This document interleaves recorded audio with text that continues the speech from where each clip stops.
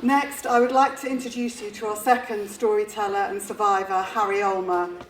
Born in 1927, survivor of numerous concentration camps, including Platzow, Schlieben and Buchenwald, he was finally liberated at Theresienstadt and came to England on a Lancaster bomber as one of the Windermere boys.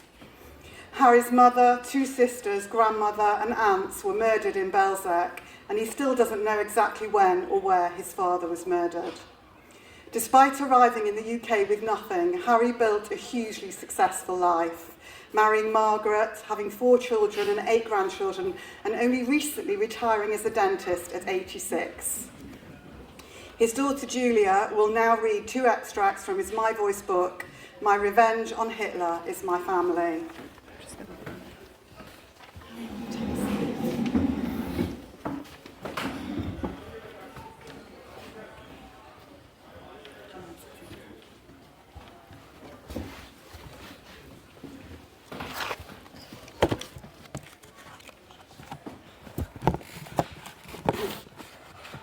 Death came in yellow.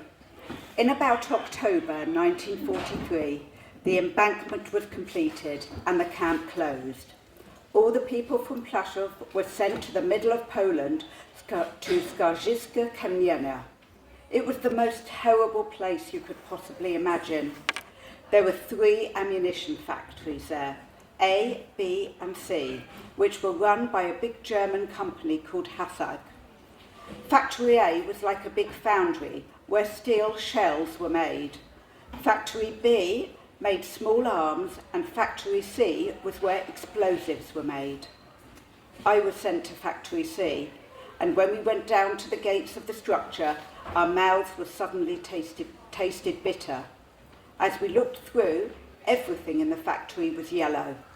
The trees were yellow, the people walking around were yellow. Everything was yellow. It was an unbelievable sight. This I soon learned was from working with picric acid, which was used to make land and sea mines. I was assigned to a barrack, and when I got there, I asked the people what the terrible smell was. They pointed to a big box standing next to the washroom and explained that all the people who died in the camp were put into this box. After a week, a truck came to take all the bodies out and dispose of them. But until then, we were next to a box of decomposing bodies. The smell of it was unbearable. It's impossible to describe the conditions. It was a terrible place. There were no washing facilities at all. When we arrived, we were promised hot showers, but that never happened. We just had this trough in the washroom with cold water taps. It was my job to fill the bombs with picric acid. We were still wearing the same clothes that we had in Plaszów, and once we spilled any of the picric, it was set and we couldn't remove it. It was well known that if you worked with picric, after 2 months you were dead. The food was even worse than in Plaszów. Again, we had coffee in the morning, and after working for 12 hours, we got a lump of bread with a typical cabbage soup. I was told that the flour for the bread was mixed with sawdust to make it heavy. There were day shifts and night shifts at this camp. On the night shift, we were indoors, so it was warmer. On the day shifts, we had to go backwards and forwards, which was much worse. One night, I remember being woken in the middle of the night and everybody was pulled out of the bunk beds and sent outside. There was heavy snowfall and the trains with the empty shells couldn't get out of Factory A to come to our factory. We had to go into the storage spaces in the forest and carry the shells from there down to the factory so they could be filled with explosives.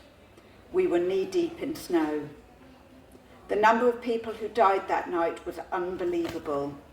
They had been working all day, and to be dragged out at night like that meant many died from sheer exhaustion. They didn't even count them. There's actually a book written after the war which describes what the place was like. The book's title was Death Comes in Yellow. I was supposed to go back to working with the picric in the morning, but on impulse I attached myself to a transport company which carried the empty shells from the trains into the factory. When I looked and compared the people working in that company to the people working with the picric acid, they were still human, and thankfully they let me stay. That decision to move to the transport company and away from the picric saved my life, but I never ever thought of dying. I was too young to die. I thought, how could I die?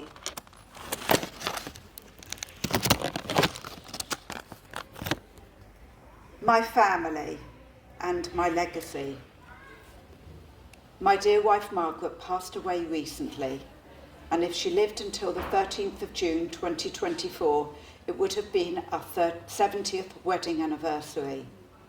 She was poor like me when we got together. When we married, all she had was a portable radio. That was her only possession. But we managed to build a home, have children, and give them a good education. And I say the same thing to my children that my father used to say to us.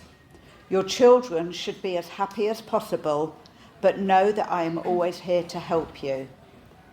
Together, Margaret and I created a very happy home and lived up to this completely. When I was in the camps, we never talked about the future. We just had to survive, nothing else. Inside myself, I never thought I was going to die. Maybe this was my faith, because even in the camps I used to say the Shema before I went to sleep. My faith was implanted in me. I just said it because I was taught to say it at home. Maybe that was why I managed to get away from the picric factory and go on the road with the transport company instead. Maybe when I was running away with my father and siblings from the Germans who were shooting and they stopped shooting, my faith was part of that too. My family is my revenge against Hitler and the Germans, to show them they didn't manage to kill all the Jewish people. The Jewish people survived, and they are resilient. They remember, but they don't hate. I myself don't hate the Germans, but I can't forgive them for what they did. My message to future generations is to be human.